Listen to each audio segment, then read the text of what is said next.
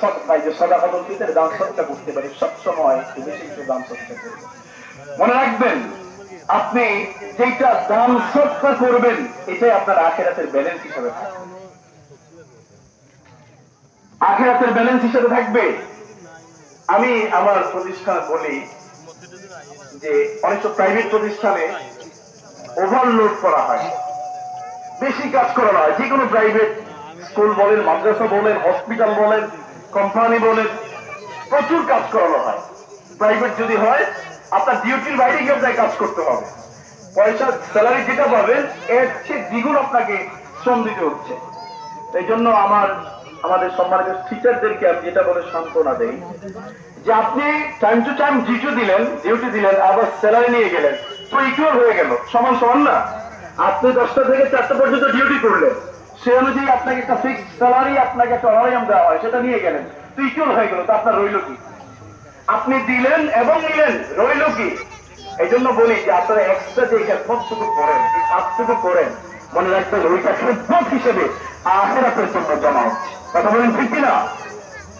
এই জন্য বলছি, জীবনে যত খরচপাতি করেন না কেন, এটা তো আপনার জীবনের তাকিদে, জীবনের প্রয়োজনে খরচ করছেন। কিন্তু যদি প্রতি জুমাবার প্রতিদিন কোনো না কোনো খাতে সমাজের অসহায় মানুষকে বিভিন্ন ফান্ডে, মসজিদ, মাদ্রাসা, এতিমখানায় যদি আমি দান করতে পারি, এটা আখিরাতের জন্য রয়ে যাবে ইনশাআল্লাহ তাআলা। তাহলে রমাদানুল মুবারকের ফরজ রোজা চলে গেল, নফল রোজা আদায় করার সুযোগ আছে কি নাই? একটু বলেন না, আছে কি নাই? দান সৎকা রমজান মাসে 170-এর আশায় অনেক করেছে, এখন কি কমিয়ে দিব, বাদ দিয়ে দিব? এখন এটা করার সুযোগ আছে। সালাতুত তারাবিহ পড়েছি, তাহাজ্জুদ পড়েছেন সাহরির আগে উঠে, তো তাহাজ্জুদের সময় তো শেষ হয়ে গেছে। রাসূল সাল্লাল্লাহু আলাইহি ওয়াসাল্লাম সারা জীবন তাহাজ্জুদ পড়েছেন। এমনকি রাসূল সাল্লাল্লাহু আলাইহি ওয়াসাল্লামের উপরে তাহাজ্জুদ পড়া আবশ্যক ছিল।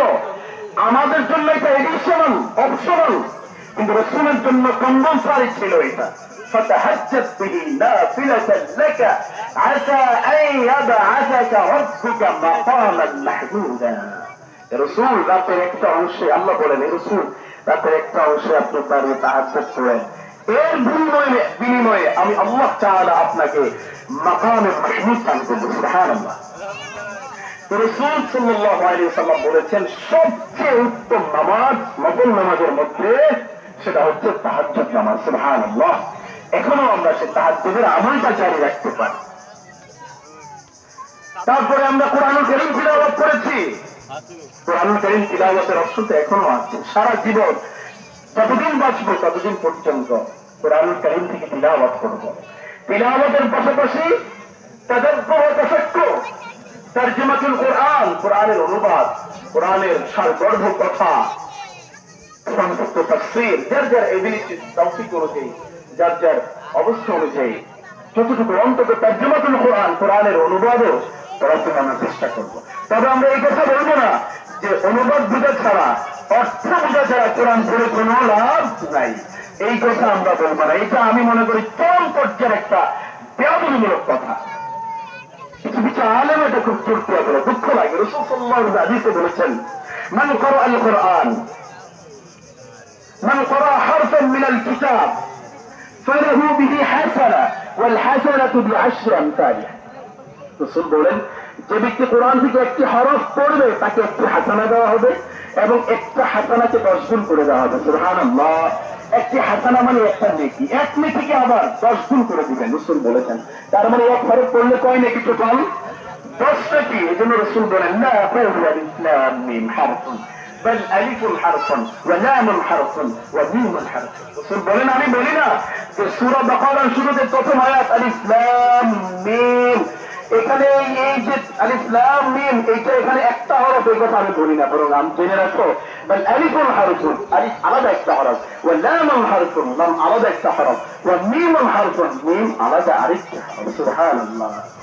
আলিফ লাম মিম, এখানে কয়টা হরফ আছে মোট? কয়টা হরফ আছে বলুন না? তাহলে 3 দশে। এবার হাদিসের শুরুতে যাই আমরা। রাসূল কি বলেছেন? মান ক্বারা হারফান মিন কিতাবিল্লাহ, যে ব্যক্তি আল্লাহর কিতাব কোরআন থেকে একটি হরফ পড়বে অর্থাৎ তিলাওয়াত করবে, এখানে তো রসুল বলেন নাই যে অর্থ সহ বিল মায়না বিতরজামা বিতাফসীর, এটা তো বলেন না। এই কথাটা বলতে হলে আমরা কিভাবে বলি যে অর্থ ছাড়া কোরআন পড়ে কোনো ফায়দা নাই? এই কথা বললে সাধারণ মানুষকে কোরআন থেকে বহু দূরে নিয়ে যাওয়া হয়, কোরআনের সাথে তাদের সম্পর্ককে একেবারেই দূরবর্তী করে দেওয়া হয়। বরং কোরআনুল কারীমের ক্যারেক্টারিস্টিক বা বৈশিষ্ট্য তো এটাই যে পৃথিবীর কোন বই না বুঝে পড়লে কোনো ফায়দা নাই, শুধুমাত্র কোরআনুল কারীম একমাত্র কিতাব, গ্রন্থ মহাগ্রন্থ আল কোরআন, যেটা বুঝে পড়লে যেমনি ভাবে সওয়াব, না বুঝে পড়লেও সব। সুবহানাল্লাহ বলবেন না? যেটা নিজে পড়লে যেমন